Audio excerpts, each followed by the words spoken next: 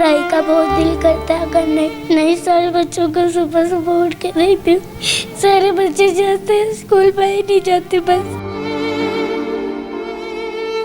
हमारे पास इतने पैसे नहीं है, पहले स्कूल में पढ़े हुए थे, वो कहते फीस जमा कराओ, इतनी मेरी फीस हो गई थी। दूसरे लोगों ने मुझे दिख के मार के मेरे भाई को काला था, दोनों को।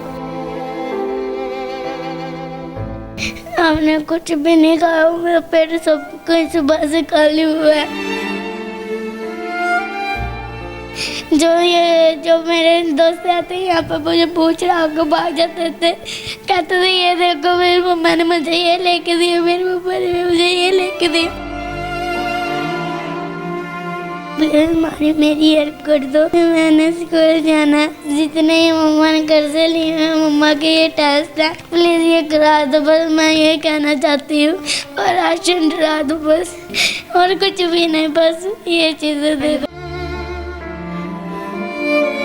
मम्मा ने इधर कर्जे लेके, इधर पैसे लेके मम्मा ने मेरे इलाज पे किए। मम्मा ने अपना नहीं सोचा, मेरा सबसे पहले सोचा। शुगर भी है और मम्मा का बीपी भी होता है।